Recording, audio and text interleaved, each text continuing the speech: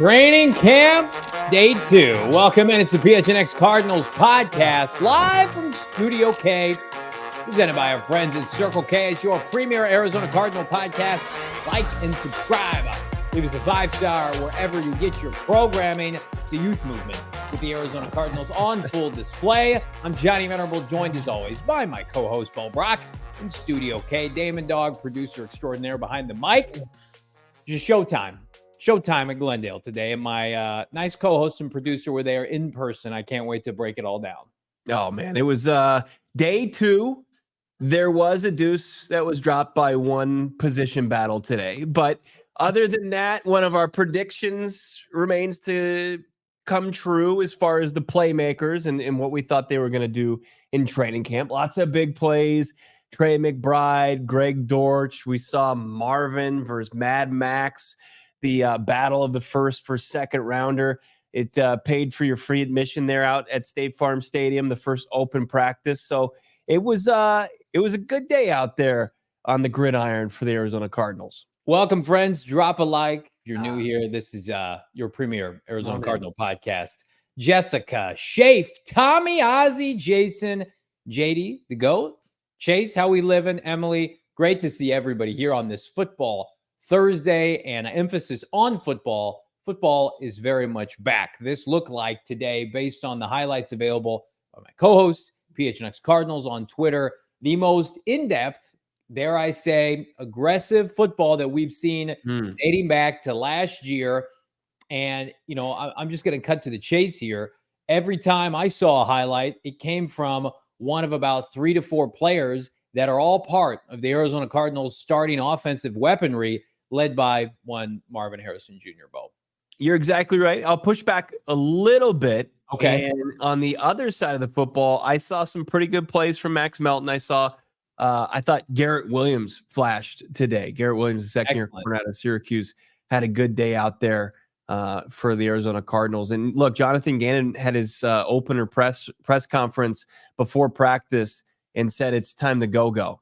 And they were going to up the tempo today. It was going to be a high-tempo practice for the Cardinals, and this is a team that how they set up their practice slate. It's you got a light tempo, you got a high tempo, you got medium. It's all based off what they have figured out in the lab. What's the best for them to get through a training camp, healthy and ready to go come the regular season. So it was a high tempo today, and it was solid, especially from the ones. I think from the offense, the first team looked pretty good out there. Time to go, and it's time to go and win some games this fall at State Farm Stadium. Hey, sounds like I'm talking to Mike. You guys need to go to the bathroom. That's how I felt today. It's like, let's get up, let's get moving around, and let's get better as a football team. And again, emphasis on getting better with this team, Bo, because as it was highlighted and reported by you yesterday, nobody is sitting out. Nobody's injured. Right. Nobody started the season or the preseason on the PUP list. That's big because guess what? That's going to increase the competition level. And I'm not diminishing what the defensive backs did. We're going to talk about that later in the show. But I saw guys competing offensively, and it felt like that unit, can I say this, is ahead of schedule, led by one Kyler Murray. And then when you've got this trio of receivers making plays time after time, and Michael Wilson, Marvin Harrison Jr., and Greg Dortch. I mean, based off of last year, we know it's an upgrade over what they had. The maturation process for Michael Wilson, better in year 2, substantial upgrade with Marvin over one Hollywood Brown. We all feel like Greg Dortch is night and day better receiver, better football player than Rondale Moore. Does this have a chance to be the best receiving core after about a day and a half of practice that you've seen since, I don't know, half a decade? Let's just say best receiving core in recent memory for the Cardinals. Is this it? I've seen enough to make a decision. No, okay. I haven't. I mean, it is early, and I think there's still a lot to prove. And I think the best thing about it is the group is not going to be content with a couple solid days out of the gate in training camp, and understand that it's going to come down. It's going to come down to when the lights get brighter in the regular season that they need to produce. And I think it's outside of the 4th overall pick out of Ohio State, whose father has a bust in Canton, is one of the greatest receivers in recent NFL history, and Marvin Harrison Jr. his father, Marvin Harrison Sr., these are guys that have to continue to prove themselves. I mean, you have Michael Wilson, who played at a high clip, but wasn't healthy near enough to make a name for himself at Stanford. Had to make waves in the Senior Bowl to get a chance to get drafted in day 2, and then continue to make a name for himself in his rookie season. And Greg Dortch, a guy who's undrafted, who was continually cast off, had to fight for a roster spot each and every season he's been in the league, and now has an opportunity to start in the slot for the Cardinals. And I don't think he's going to let that slip from his grasp. And I think that the entire roster is littered with those guys who continue to be hungry and will fight. But, I asked James Conner yesterday, because what was on full display during that hiatus between OTAs and training camp was, if you hit the Instagram stories of Kyler Murray and you saw that he was working out with Michael Wilson and the rest of the playmakers, I asked James Conner, does that put you in the offense ahead of schedule? And he's modest, he's humble. He says, no, I think it puts us right on schedule. And that, I think at this point, especially compared to last year, is light years away from where they were. How many weeks was Kyler Murray activated off of PUP, practicing off to the side, fast forward to playing against the Atlanta Falcons? I feel like it was about a month's worth of time, a month's worth of practice from mid-October to mid-November, right? And again, that was not playing with an MHJ. That was picking it up from scratch with Hjalte Froholdt. That was not a robust offseason of working with his peers. He was working in the training room, trying to come back off of that torn ACL. So again, like I saw in the brief highlights that were available, we're going to show some here later in the show, and I want to pick your brain on this, Bo. I saw Kyler Murray not hesitating throwing the football downfield. And I think that was, if you're going to nitpick one thing from K1 last year, and I would say this is a byproduct of the time of the year, inconsistencies, just to be modest with the receiving core, the deep ball was not there at the end of last year. I look at what was on display today, and certainly the yak ability from MHJ and Michael Wilson and Greg Dortch. I think the deep ball returns to State Farm Stadium, and Kyler Murray reclaims his throne as one of the best deep ball throwers in the NFL. What say you?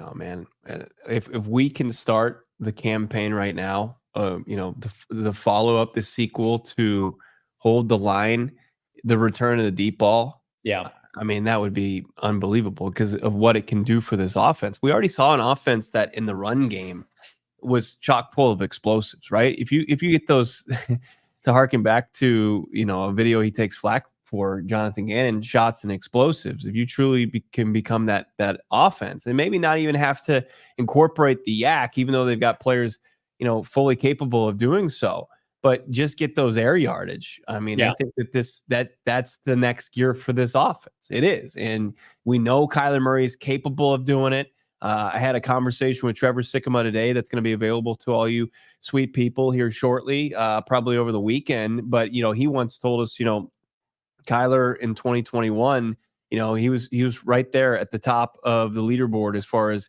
big play throws. And, that's 20, 25 plus yardage throws. And he was making them at a high clip, like around 8%. And we just haven't seen that. It just disappeared, I think, once in the game of chess, where defensive play callers were able to kind of subdue that, maybe with some cover 2 or whatever it may be.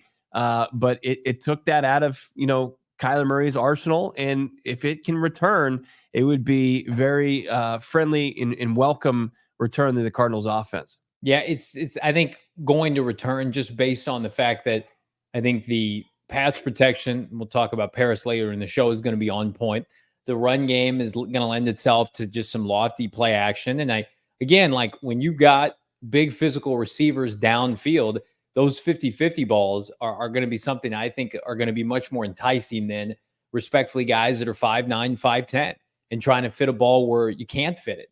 And we saw a catch today. I'd encourage everybody to check it out, from Greg Dortch down the sideline. Looked like the back shoulder fade he had against Pittsburgh last year, Joey Porter Jr. Like, this receiving core is so diverse.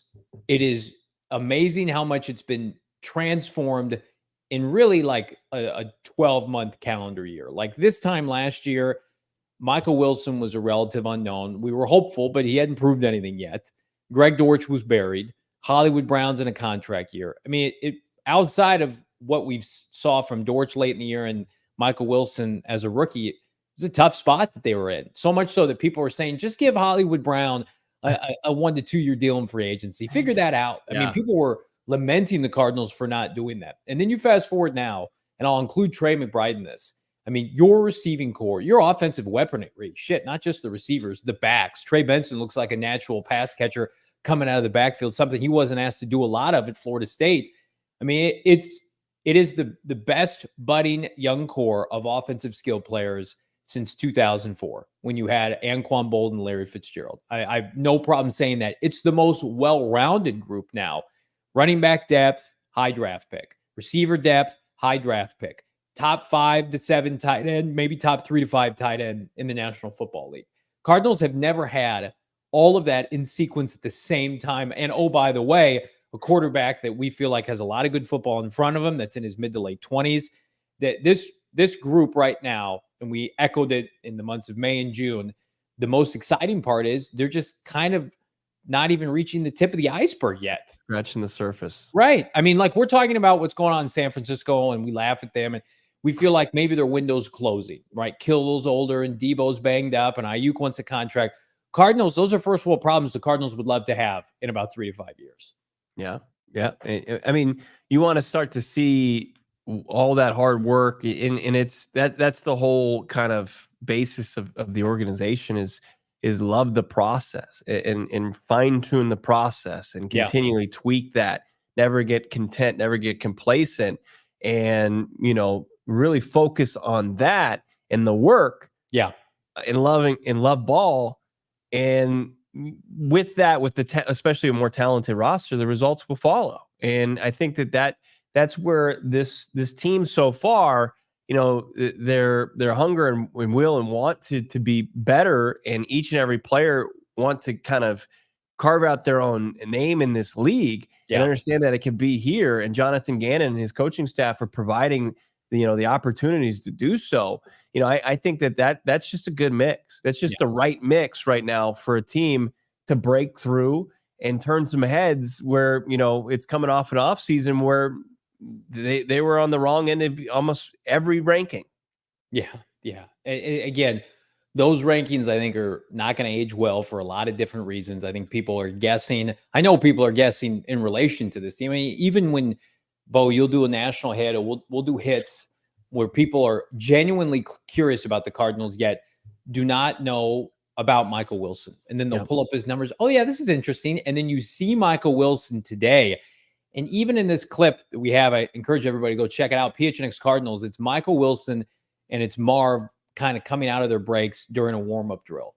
And even next to Marv, Michael Wilson looks incredibly explosive out of his break. And there is not, outside of Kyler Murray, a single player on the roster that's going to benefit more than Michael Wilson with Marv being on the team. I mean, just, you're going to get rolled over 2 and 3 corners. Oh, by the way, the Rams this morning lost a starting corner to a torn ACL.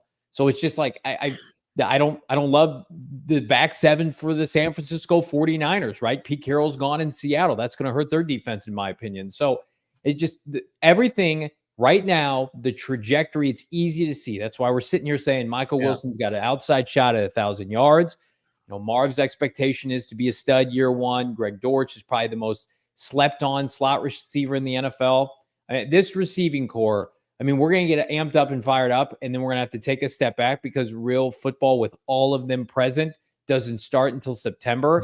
But you're going to see bits and pieces, whether it's the red and white practice or maybe the second preseason game, they're allowed to go off for a quarter or a half, where people are going to be perking up saying, yeah, the Cardinals really, they're not missing much with their offense. Right. You know, and I'm going to go back, and it's kind of tease a little bit, but my conversation I had with Trevor Sikkema, he, you know, unprompted brought up Michael Wilson. Yeah. And his reasoning for him being one of his top breakout candidates across the league, it's all these things that he sees from a national perspective, right? As far as what he saw his rookie season, what he saw when he was available at Stanford, and all the you know, things that he can find as far as tape, you know, stats, analytics. And it all tells him that it's all signs pointing towards Michael Wilson being a big-time player for the Cardinals, big-time player in the NFL. Yeah. And then I start to fill in the gaps that we get to witness, where it's Michael Wilson's telling, us in the press room that his main priority is not going and hanging out with his beautiful fiance, who's a rising star for the U.S. women's soccer team, Sophia Smith. It's, no, honey, my main priority is actually hanging out and building my rapport with Kyler Murray and doing whatever he asks of me. So we're dialed in as much as we need to be for my second season. So not only can I have success, but what he told me at the end of last season, he can help continue to build Kyler Murray's legacy and not help hinder his legacy. It's just like all that stuff. And you see him in right front and center, out at Saguaro High School, catching passes from Kyler Murray, being out there at UCLA, catching passes, being everywhere he needs to be so they have their best chance come the 2024 season. Yeah, get you fired up because, again, these are easy players to root for. These are players that love ball, as Jonathan Gannon said. And I think that carries over to the rookie class. And again, we're going to talk more about that here in a little bit, but I do believe, Bo Brock, we've got a bite, JG, talking about the rookie class and their preparation for this year, because just like last year with Michael Wilson and Paris Johnson Jr., this rookie class, led by Marv, led by Darius Robinson, who we'll hear from later, they have an opportunity to come in and immediately make an impact. Yeah, let's hear from JG, and then we can talk about it. Just not Darius. I know he was on TV and said that, and Rallis was like, "Did you see that?" And I was like, "No, I didn't." I watched it. I was like, "Ooh, awesome, right?" But not just Darius. All our rookies. There's a reason they're obviously all different, but they all kind of are like that. Shimko, you should hear his routine.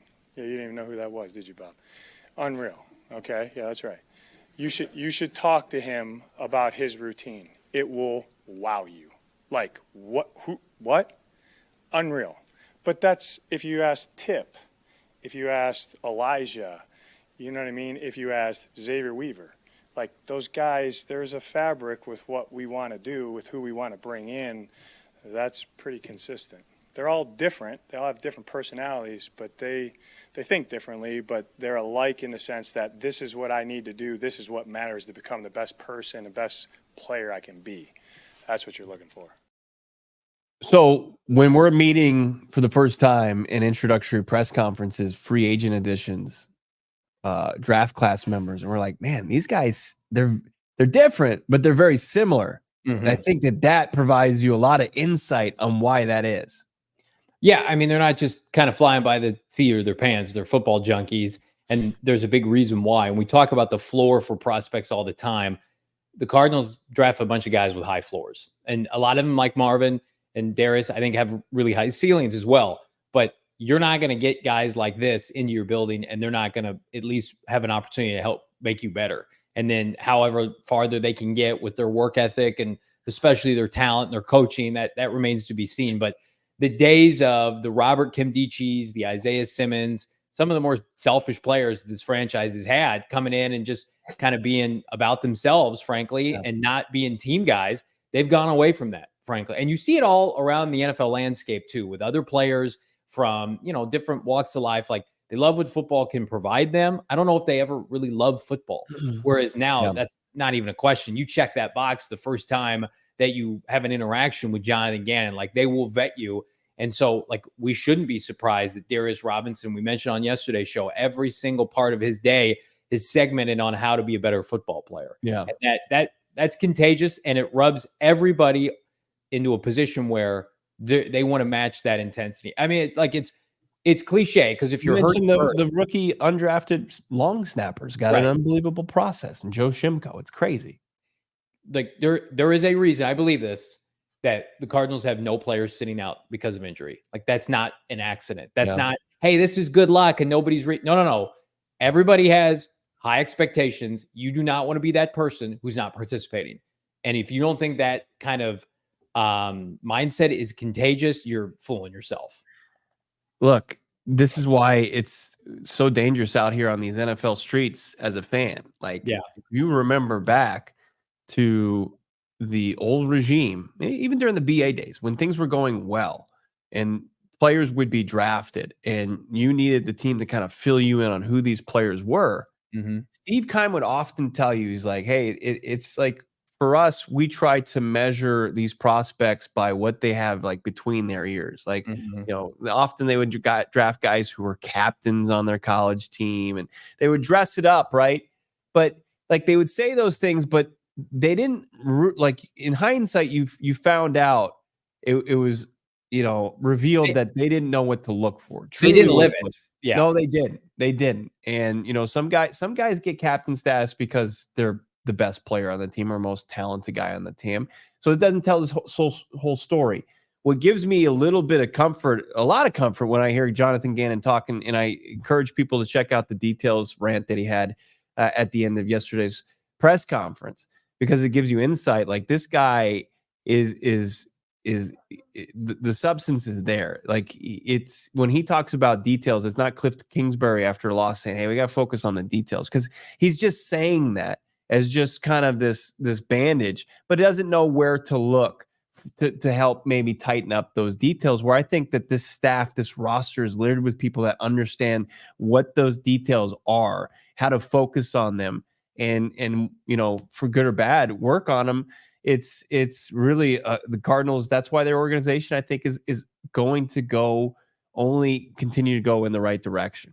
Yeah, the player that kind of exemplifies those details, center Hjalte Froholdt, who we're going to hear from here in a little bit. But first, I want to tell you about our friends at Game Time. They've got the right details. In fact, they're the only details that I check when I'm looking for my premier ticketing app. And you can save $20 off your first purchase with our friends at Game Time. $20 off with the bonus code PHNX. I am looking ahead. Again, I mentioned it. I got family coming into town for the Chicago matchup, trying to find the right ticket combination. We got 4 or 5 people looking to go to that game.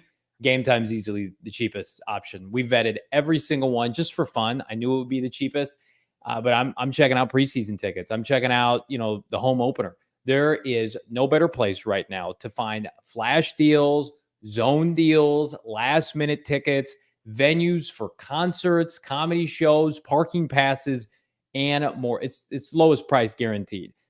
They've got event cancellation protection. Basically, you get a ticket from them, you will be taken care of. And if you're not, come see us, because it's not going to happen. You're going to be taken care of with our friends at Game Time. $20 off your first purchase with the bonus code PHNX. Download the Game Time app today, create the account, and again, use PHNX for the code. $20 off your first purchase. Now, terms and conditions apply. Create that account and redeem that code. Last minute ticket, Bo, lowest price guaranteed. Yeah, walking around State Farm Stadium, you can already kind of see the draft beer that they have on tap there, and it's great to see our beer partner, Four Peaks. It doesn't put the delicious nectar of the gods in my mouth, the delicious ice cold beer, but it gets me thinking. Once we close this show, I'm going to go home and have a nice ice cold one from Arizona's hometown brewery.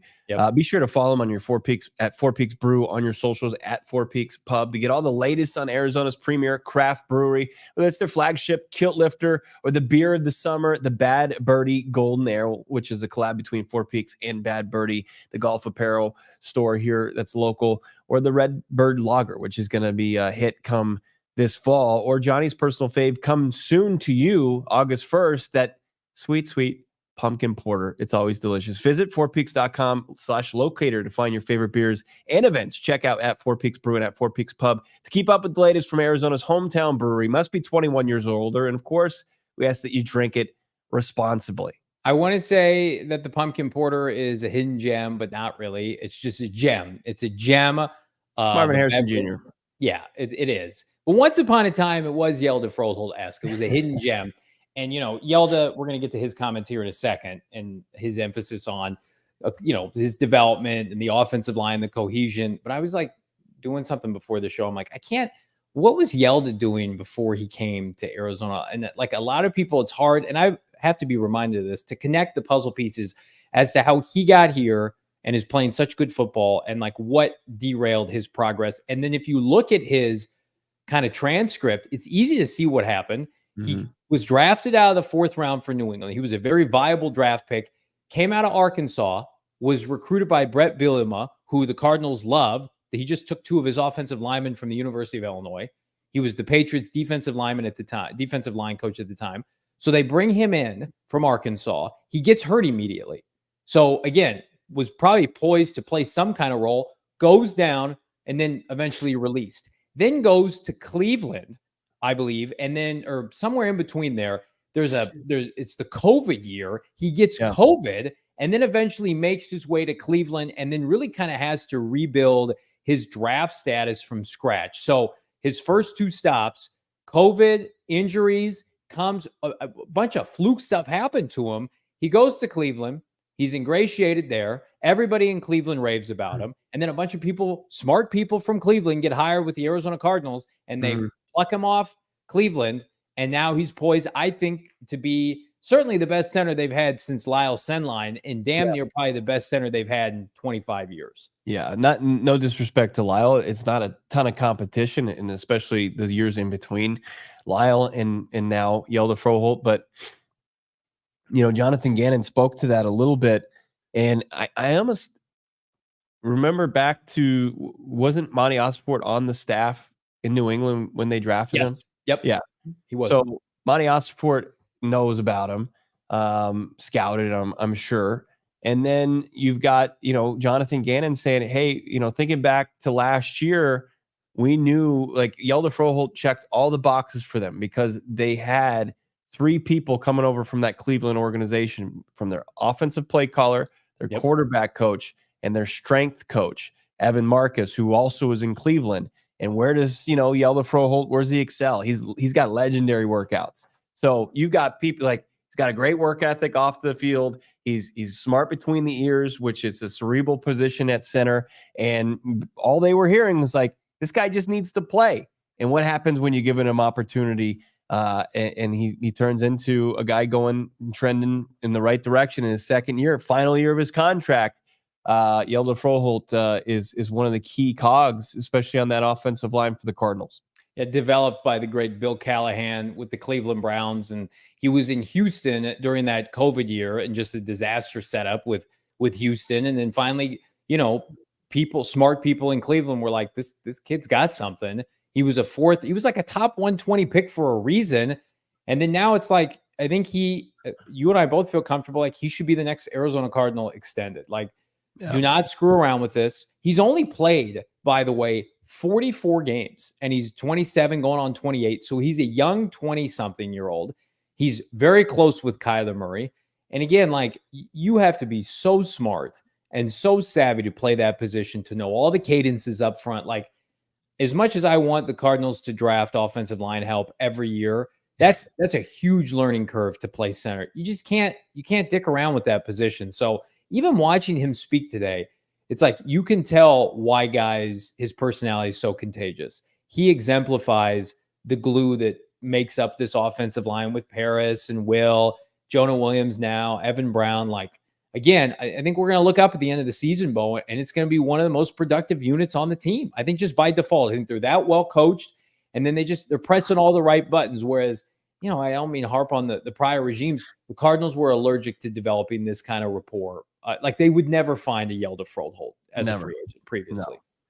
No, it would have. It usually came in the form of like our top, pick for in free agency, signed for more money elsewhere, didn't want to come here, and we're scrambling. And hey, this guy used to be a former first round pick. I know he probably is a bust, but let's just try him out. Let's just see what happens. Could be good. All right. Let's just close our eyes and pray that we. Hey, Billy Price. Yeah, exactly. Hey, Andre Smith. That's who came to mind. I mean, you got a long list, and it's super bad. Yeah, you want to hear from Froholdt? He had a lot of great things to say in his press conference. What we've been hearing a lot about is the competition in the weight room. How about Froholdt talking about Evan Brown and Paris Johnson Jr., 2 of his starting offensive line mates? Yeah, Paris, I mean, he's just like gifted and stupid. I mean, the guy's like 6'7", like 2% body fat, and he wants to beat everybody. I'm just like, come on, just relax. But it's always good to have some competition. Yeah, I know I said that, and everybody just took it and ran with it. Evan came up to me the next day. He's like, what the hell did you just do? Like, what did you do to me, dude? So I mean, there's a lot. We're lifting hard. We're pushing each other, and I think in the end, that's what the best part about it is. So, Evan's really strong, and he's kind of just a guy like me, just kind of head down. We can squat a lot. He's really good at pressing. You know, I'm a gym bro, so I look at all that stuff. But he can squat like I don't know, like Hulk or whatever, and then we're just kind of battling each other on there. So. But it's definitely good to have a guy in there that can, you know, wants to get after it. And potentially we're kind of in the same shoes. We've been around a lot, different places. And he's played a ton of ball also at different positions. And I'm kind of getting into it now for sure. So it's good to have kind of a guy that's been on a lot of teams, been in a lot of systems, been with a lot of strength coaches, a lot of head coaches, and kind of have some of the same mentality, you know, I gotta grind it out in the weight room every time to, you know, be the best I can be out in the field because I might not always have an opportunity. So it's good to have him in there.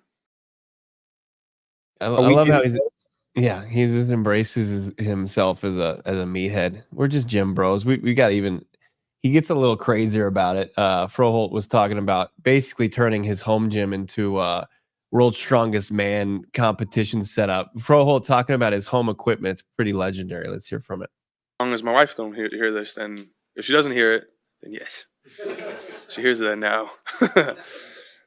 Added a full rack, got the full rack up, got the proper setup, added some med balls, some kettlebells. Already have my Atlas stones in. Last year I got a lock press for my birthday present from my buddy. But yeah, it's definitely more things. I want to go to just like a stonemason, just be like, can you just chop me up some natural rocks and just – I need a 100-pounder, 150-pounder, 200-pounder, and 250-pounder, and just put them outside as decorations. But we all know what they're for. So that'd be super fun. Just be the alpha on the street. Just carry around rocks. Sounds sick. This could be an HOA violation. Yeah, I don't know. HOA might hate it, but find me. He just wants to be the alpha in the neighborhood. Some East Valley. I think he probably already is. Somebody needs to tell Hjalte, unless like Paris or Will Hernandez lives in his neighborhood. I think he's probably safe.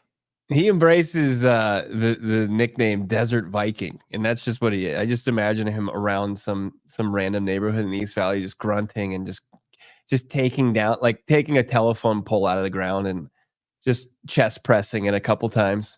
Can you just go up, Monty? Can we just give him more money? Like I don't need to know what it is or how many years it is. Can we just pay Hjalte Froholdt more? Because it would be give him like free reign to all like the rogue gym equipment, and he'd be set. Even though that might be like too high class for too highbrow, he's just like, can you just go chop me off a piece of Camelback Mountain, put all the boulders in my backyard? It's like perfect. What do you think they're waiting for to re-sign him in all seriousness? Do you think they want to see another year? Do you think they want him to double down on what he did last year and then they can touch on it in January, February? Or could you feel like, oh, maybe this is something that gets done like during the year, one of those rare entities? I think it might be from Froholdt and his representation. I mean, I think he's an athlete's first guy, and I think that they probably know that if they bet on him and hold off on maybe signing a deal, that he could cash in even more the more he shows his ability off on the playing field. I mean, he seriously got 17 games of starting experience last year, like his first full starting experience last year. And I'm sure they're very confident, as is the team, that he's going to continue to develop and get better and better. But 27 years old, I mean, that's when offensive linemen really seem to hit their stride. So the Cardinals, I think they would be smart if they can get together with A1 and get a deal done. But I think A1 would probably be smart, ride this thing out a little bit. Well, and it's a good problem to have, especially if he plays well. And the Cardinals are going to have a ton of money next offseason. So if they want to keep him, assuming he has a good year, they'll be in a position to do so because they're not paying a lot of their young players yet, including guys like Paris Johnson Jr., who Froholdt did talk about, Bo, as, again, he's poised. We're talking about pop years for all these guys because there's so much to build off of. Maybe, Bo, nobody more so than Paris.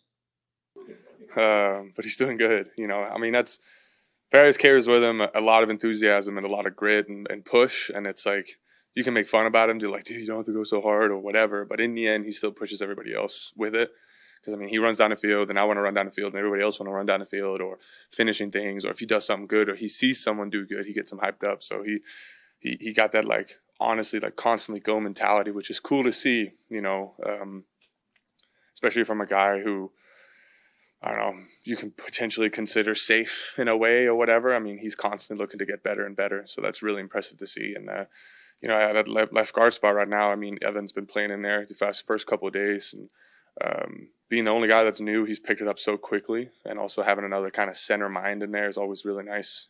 He's played center a ton throughout his career. So another set of center eyes out there is always good. And anybody else that's popped in, you know, they're here previous year. So they all know what the expectations are. So as of right now, it's plug and play, and things are going really well, whoever's in there. So it feels really good.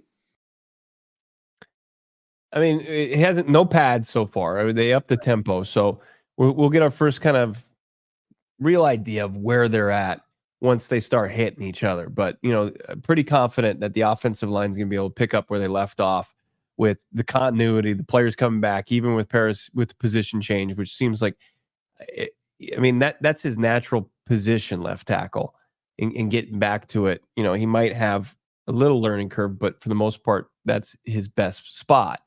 I mean, this offensive line is in a really rock solid spot. It is, and I think it's only going to get better. You want continuity, so it might mean some of these younger guys have to sit and wait a year, and it's a good problem to have. But yeah, there's a clip on our Twitter page for PHNX Cardinals. I encourage everybody to go check those out. Guys did a great job uploading those today. One of the deep passes downfield to whether it was Marv, or we're going to have some highlights here later in the show. There's a clip of poor Zaven Collins just getting washed out, even with no pads on by Paris. No. Just like Kyler Murray's just propped up in the pocket. And, you know, I'm not trying to single out Zaven Collins, who hopefully has a good camp, but like, there's a reason Paris is going to be one of the best players on the team if he's not already. Yeah. I mean, and you hear how naturally gifted he is when you got Froholdt saying he's 6'7", he's 2% body fat, getting stronger, more athletic each and every day, and learning the position and the nuances that go with that. So it's good to hear from the offensive line. You know, we heard from the other side of that. You go from the vet journeyman to a first round pick defensive lineman. And, well, Darius did clarify a little bit of what position he's playing. Darius Robinson, 27th overall pick, talked today where he's primarily playing these days. Just say a defensive lineman. I mean, I line up, I can play anywhere. So wherever coach wants to put me, you know, I'm going to line up, do to the best of my ability. But, you know, I got to make sure I'm working my technique and fundamentals so I can be ready to play when my number's called. That's a man. That's a man. That was your main takeaway. You didn't even hear him. It was just you went deaf, and you're just like, my God, that's a man. Yeah. The Cardinals last year had nobody that looked like that, respectfully, and for too long. So it's hard for me to hear what Darius says because I'm just enthralled by his his setup. He's a big dude.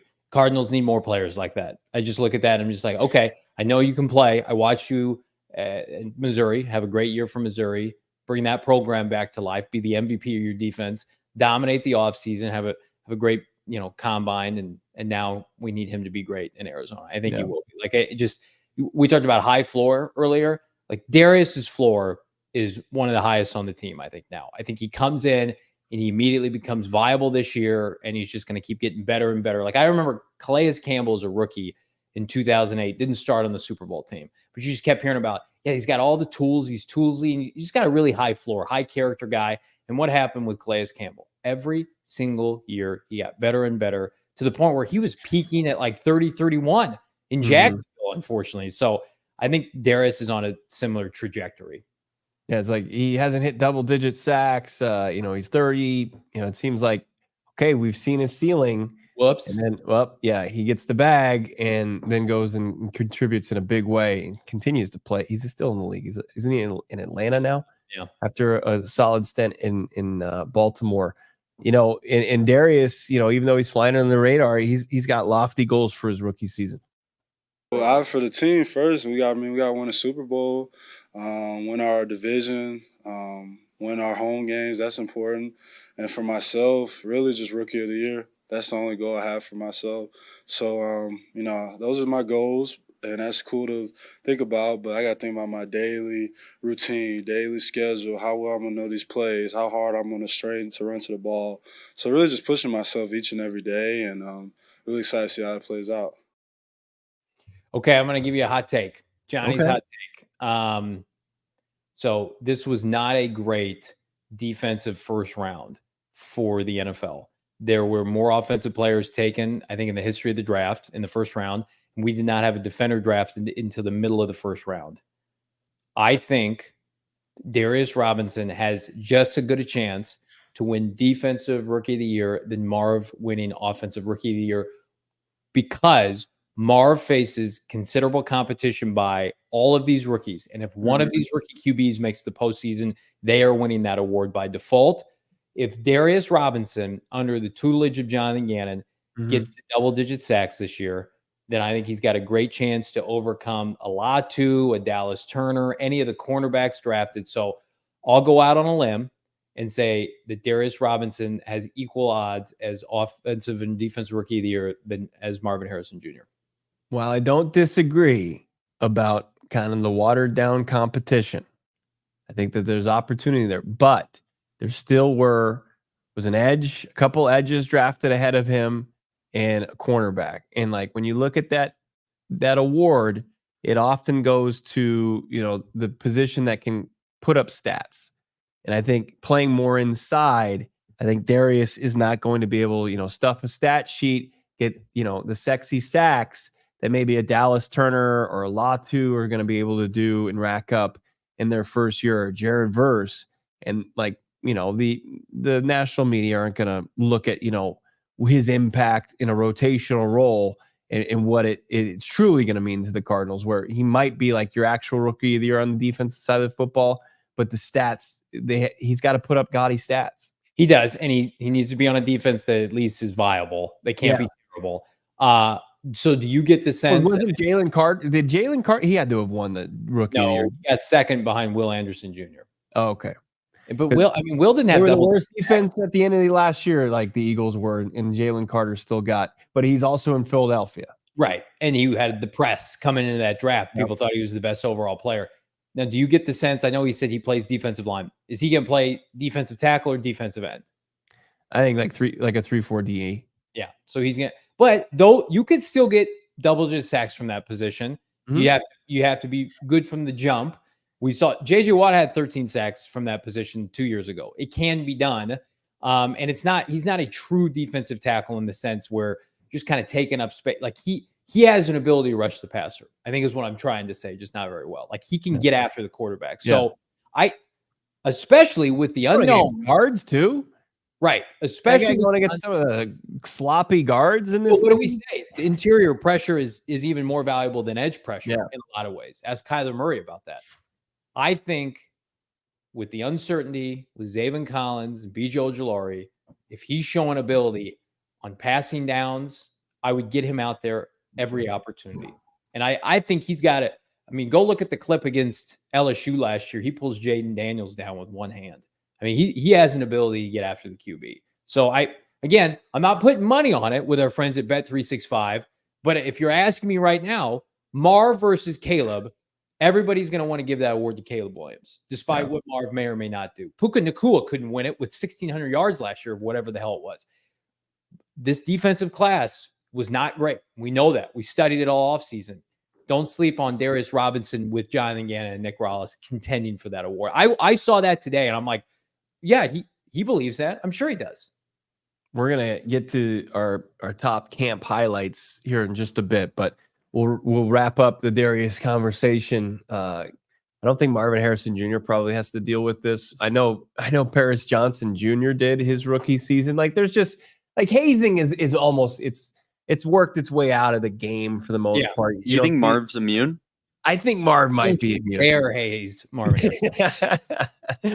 But there are tasks like filling the snack pantry and stuff like that for the offensive and defensive line.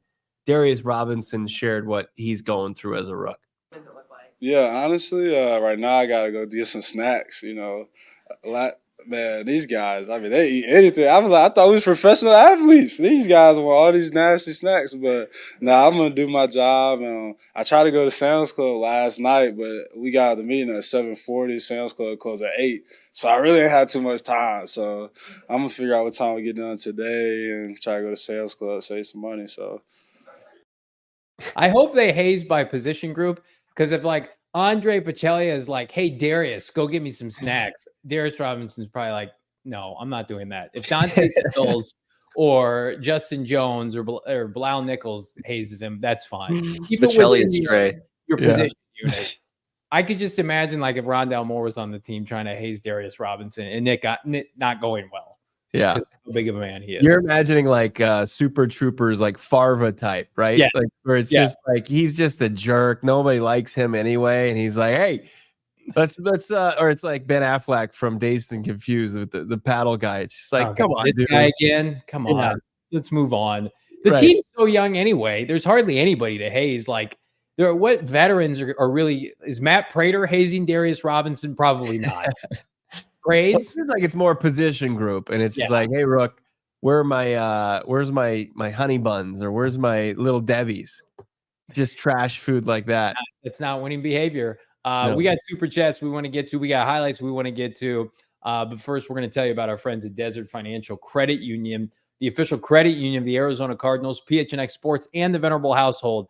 I'm so fired up for training camp. I'm also fired up for a sound financial acumen. It pairs well together. You want to go out and be able to afford a specific kind of lifestyle. You want to be able to take care of your kids. You want to have a mortgage. You want to have, investment options. Look no further than Desert Financial Credit Union, a staple here in the Valley, in the greater Phoenix area. I love it because there are a ton of locations. I pivoted. I kicked my old credit union to the curb, and I said, I want to go where people offer financial solutions tailored to me that help me achieve my goals and my dreams. And again, rep the Red Sea with the Arizona Cardinal Visa debit card. Like I think Cardinals, hopefully this year, money into the postseason, Desert Financial money in more ways than one. Rep the Arizona Cardinal Visa debit card right now for free. Open up a free checking account online in a matter of minutes. Debit cards in the mail a couple days after the fact. Go to desertfinancial.com/CardinalsBo to get started. That's actually what I hear a young strapping Damon Dawg opens up with when he's talking to a nice young lady at the bar or club. Like, hey, you want to know where I do my banking? Yeah, Desert. You ever seen one of these? And he pulls Don't ask me how much is on this, but it's setting me up for to hit my financial. Not everybody can get one of these, but 50% of the time it works every time. That's right. Can anybody get one of those cards? No. That doesn't make sense. Not the percentages on that, but what does make sense is Damon Dawg just being a dog in the clubs. But his future is bright, and he's gonna have to maybe cloud all the haters out there with his shady rays.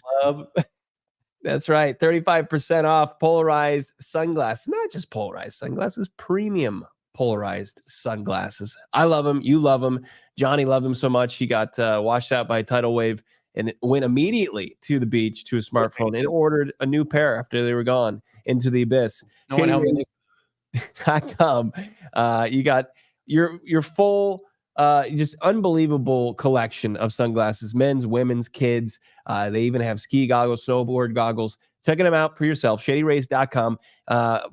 Rated 5 stars by over 300,000 people, 2 million person community exclusively for our listeners right now. Go to ShadyRays.com. They got the best deal of the season.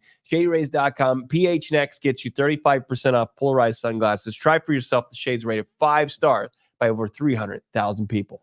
Love Shady Rays. Love these super chats. You guys are too kind. Beginning first with that guy, Angelo 187, a 10 spot. Thank you so much for supporting the channel on that level, Angelo. Spotify listeners, love you guys. We love you too. I'm sick of New York fans, staff saying neighbors over Marv. It's a joke. One is grinding. One is at a strip club. Come on now. P.S. Thank you guys for the show. I listen every day at work. Hashtag hold the line. Well, thank you so much, Angelo. We love ripping on the Giants because while we don't root against Malik Neighbors, but like if the Giants are like, yeah, he was our number one, that makes me feel better about Marvin because I don't trust anything the Giants do. I think they're a clown show operation. I think Tom Coughlin was the glue to that organization. And like, I'm sure they're regretting Hard Knocks now, Bo, because as much as it's good content, it's not making them look very good. It makes them look kind of like they're all going to be fired in 6 months. Absolutely. It looks like they put on clown makeup each and every day before they go into the office. That it is not a good look. It is like when we saw how the sausage was made with Hard Knocks, and like you would think that they would take a couple opportunities to say, hey, we don't want this out there, despite us signing up to kind of pull back the curtain a little bit on the NFL offseason. It's been a bad, like most of the clips I've seen have not put the Giants in a great light. Their GM has got like his kids in his office, which is cool. That's awesome that his kids get to experience that. And he's like trying to do it for the cameras. He's like, who should I take in the draft? And the son's basically like, you should take Jaden Daniels. Yeah. And you could see like, he's just like a dead face. Yeah, he's like, I don't, I can't get Jaden, son. I'm sorry. He's like, hey, Dad, you care about winning? Maybe go get Jaden Daniels. He's like, you're grounded. Son, do you remember I gave Daniel Jones $45 million a year? And his son's still telling them, like, that family has to be they're by default, they are supposed to be the biggest Daniel Jones family in America. And his son is like, you need to get rid of that trash can and go get Jaden Daniels. There's a great SNL bit where like Will Ferrell's at the dinner table with his family and it gets out of hand and he starts just yells, I drive a Dodge Stratus. It's just like, that's him. He's just like, I signed Daniel Jones to a $45 million contract. Watch him throw 12 TDs and 12 interceptions. Damn it. He won a playoff game. We do not need Saquon Barkley. Idiot. Damon. Nobody's paying running backs in this league. That's right. But you also have to have other players. Damian Christian, $4.99. Bo Brock is actually Tyler Sherwin, online magician. I don't know who that is. Wow. Sometimes people call Bo the Magic Man. Do you guys believe Cards to have a better record than the Raiders, Giants, Steelers, Bears, Blizz, up in there as Glizzy? Damon, is it a sweep 4 for 4? Bears is the only one that I'm concerned about. The Steelers, I mean, in that division, I know that Tomlin is a winning record. They always do it, right? So that you're saying they're better than 9-8 potentially. I think the Steelers do not finish above 500 for the first time in Mike Tomlin's tenure. Wow. Did you see Russ didn't practice today? Yeah. Justin Fields, I saw that deep ball he threw. Did you see that making the rounds? That'll go well. Jay Fields is back. Let's buy back in, everybody. Justin Fields with first team reps because Russell, he woke up, his hamstring was in bad shape. All that boxing, Russ did in the offseason, not helping his hamstring. I saw it was a good meme. It was like, if you didn't love us when we were 9-8, you can't love us when we're 9-8 for the Steelers. So good. Illadre 199, front of the program. How did the cornerbacks look? Perfect segue, Illadre, because I feel like I am not a great person because I buried the lead, because I do believe that the Cardinals are infinitely more talented at cornerback. And I think they have a tough job because when there's no pass rush that can get home during these drills, that it's sometimes bound to make the cornerbacks cover more and not look good. With that being said, and I'll let Bo attest to this from the small sample size, Max Melton looks the part and Garrett Williams looks like he's going to have a jump in year 2. Your thoughts? I completely agree. And I think Sean Murphy-Bunting is kind of not spoken about because he's kind of the sure thing. He's going to be the one starting cornerback that you can just pencil into the lineup. And then it's just going to come down to, I think, matchup and who's maybe playing at the highest clip at that point. But I think, it's what we saw today was Sean Murphy-Bunting, Max Melton on the outside, opposite him, and Garrett Williams. But we saw guys rotated in and out. Sometimes, Melton would come off the field and Garrett Williams remained out there. It's unbelievable how Monty Ossenfort has revamped this room in just 2 drafts time. Yeah. This was an organization that had no direction at that position, like many positions. But Steve Keim, like the best corners he ever drafted, one was Byron Murphy, the top pick in the second round. And then Marco Wilson. Whoops. Not Brandon Williams. I mean, his track record of drafting corners is horrible. And he always just kicked the tires on some, late offseason free agent. And it was like it was a revolving door of who was the cornerback opposite Patrick Peterson. It was brutal. Like, you had great safety play. You always had great safety play. Honey Badger to Buda Baker. But cornerback play has always been rough. And Monty Ossenfort is like, do you guys want me to show you how to do it? How about invest 3 day 2 picks, 3 top 100 picks in a premium position, and we'll just see who comes out, as the best option going into the regular season. Smart people do smart things. Steve Keim not smart at drafting players, among other things. And Monty Carl says Bethel. I don't think Bethel was a Keim pick. I think that was a Graves pick in 2012, maybe. Yeah, just before. But I mean, he played. It was DRC was a Rod Graves pick as well. Patrick Peterson, a Rod Graves pick. Cardinals historically have had good luck with first round DBs, and they haven't had a lot of DBs bust for them. But again, chef's kiss. I don't like first round cornerbacks historically. I've made that point clear on this show, and I don't think Monty Ossenfort and Jonathan Gannon do either. Guess what they like? Big physical line of scrimmage players, and then you get an occasional outlier freak show at wide receiver. I think it's the perfect way to team build. Like Trent McDuffie notwithstanding, like look at the 2 teams in the Super Bowl. They had front 7, front 4s with defensive linemen. The Chiefs had multiple first and second round defensive linemen. Same thing with San Francisco. The Cardinals need to do that in the early rounds and then supplement perfectly on day 2. There are always day 2 corners that can come in and emerge for you. Like, how many times, if you're a Minnesota Vikings fan, and we had a lot watching this program in the offseason, did the Vikings take a first-round corner? They did it like 5 years in a row. None could play, right? Yeah. And half the time, they didn't have a pass rush to support it. The Cardinals understand. They have a kingmaker at head coach for defensive back play. Jonathan Gannon hand-selected Max Melton. Like, don't let anybody tell you otherwise. You think that guy can't play football? Garrett Williams with a whole healthy offseason, and then Sean Murphy-Bunting, like that unit at very least will be respectable this year. And like the one thing I took away from today, it's like not only are they providing good coverage, I mean, the Dortch beat, I think Garrett Williams, because it was a perfect throw from Kyler Murray. Like you take that 10 out of 10 times. These players are getting their hands on the football. The Cardinals may not be a perfect defense this year. They're going to take the football away exponentially more than last year. Yeah.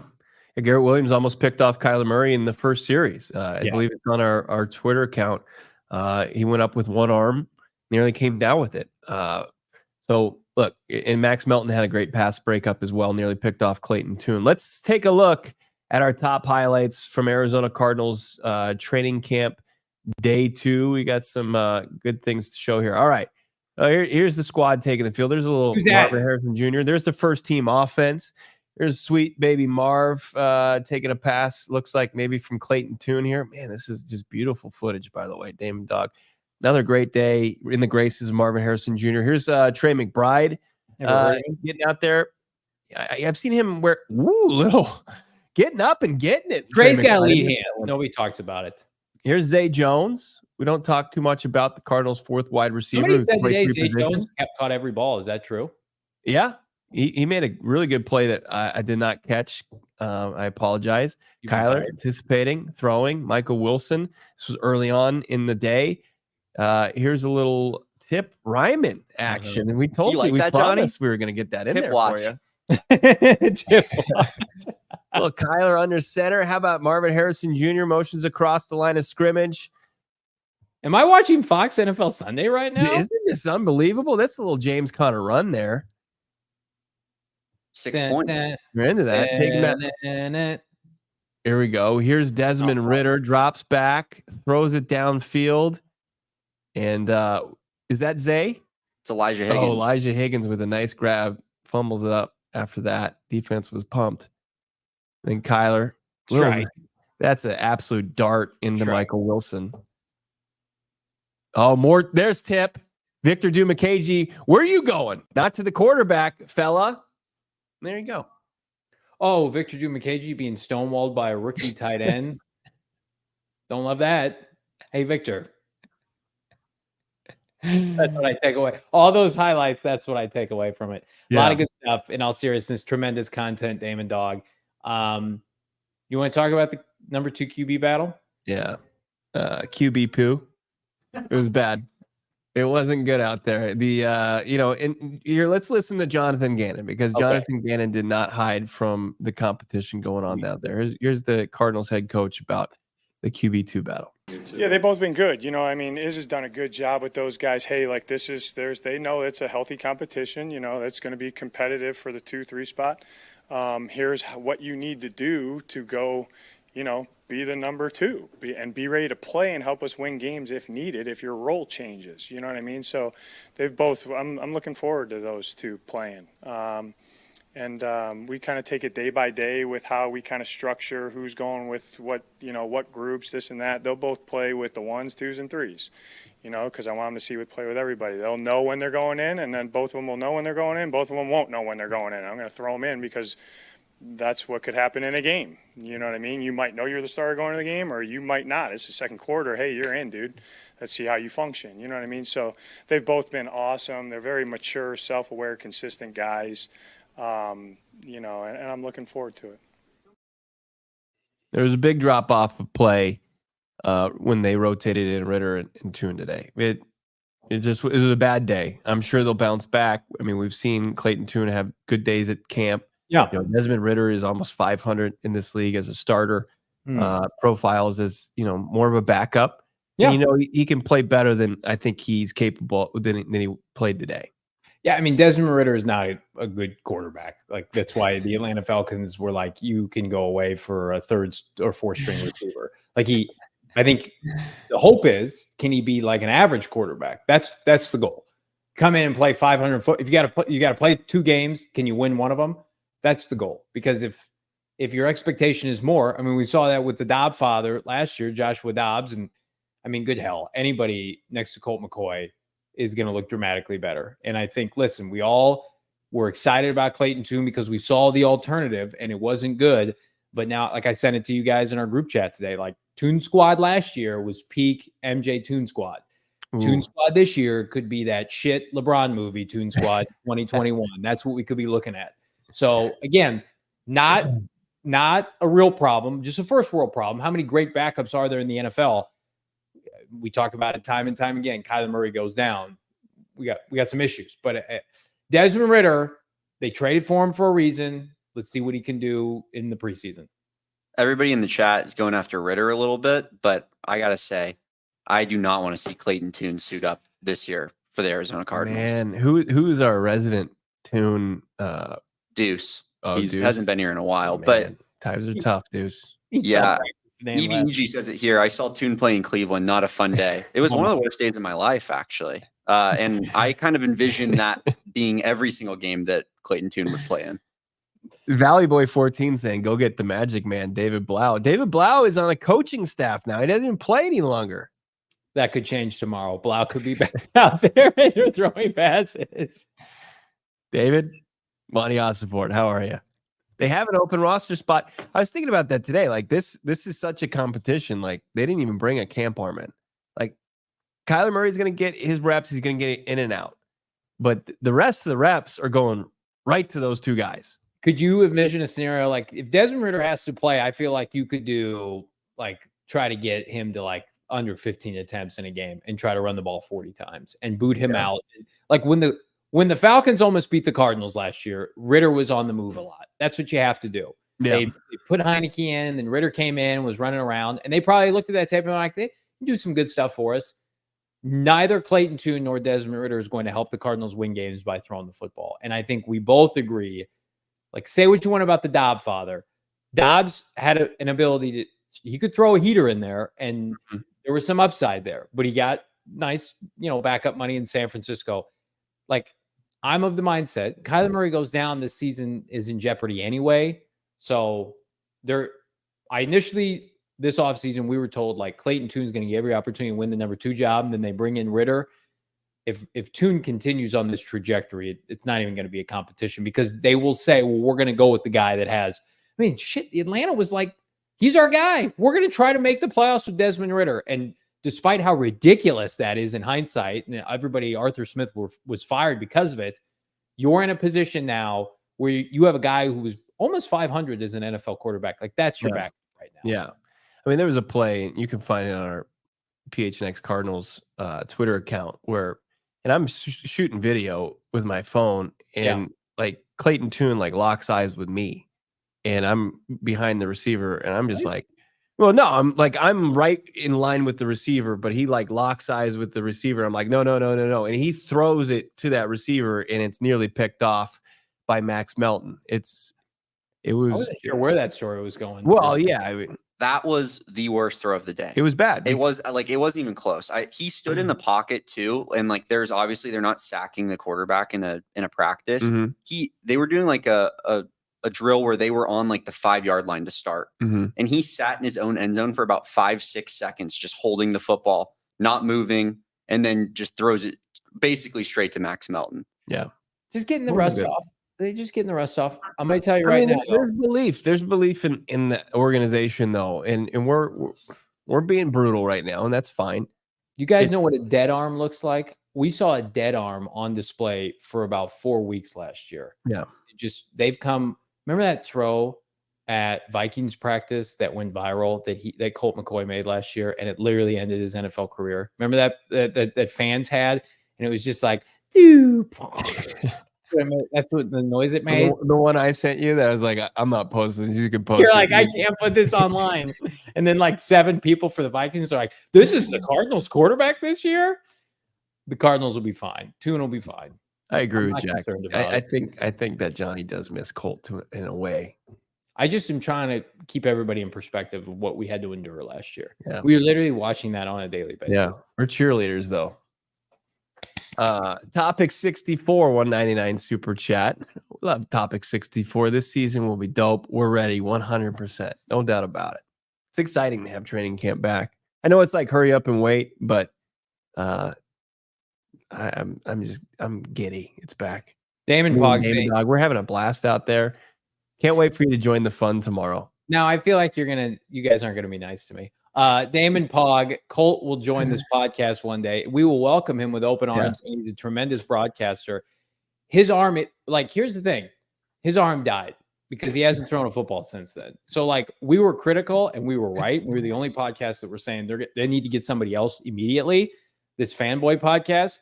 But even Colt will tell you, like, his arm just couldn't do it anymore. So it's not, we were taking that personal shots. Great human being, but just, it was done. It was dead. Like Ryan Tannehill, I saw was on like ESPN or something recently. I'm like, wasn't he pretty good like 2 years ago? His arm died. It happens. Yeah. It's tough. Times are tough when your arm just goes numb and it's your main resource for your job. Start shot putting it. Maybe I can go lefty. Nope. Good guy, Colt McCoy. I was like, I got to camp last year. And Bo's like, just nonchalant. Oh, yeah, he's been doing this every other possession. And look at Bo. I'm like, what? Pointing. What? Yeah. This is an NFL franchise. That's when we had to grit our teeth for a little bit with the Caleb Williams could be an Arizona Cardinal. Because I'm like, if this is what the plan is, I don't like the end results. Thankfully, we were saved at least momentarily by the Dawg father. So much good stuff happening with this podcast. Drop a like on this video. Become a diehard. Go PHNX.com. Join us in South Beach for the biggest, baddest trip of the year. PHNX road trip to Miami, October 25th through the 28th. Packages start as low as $12.99.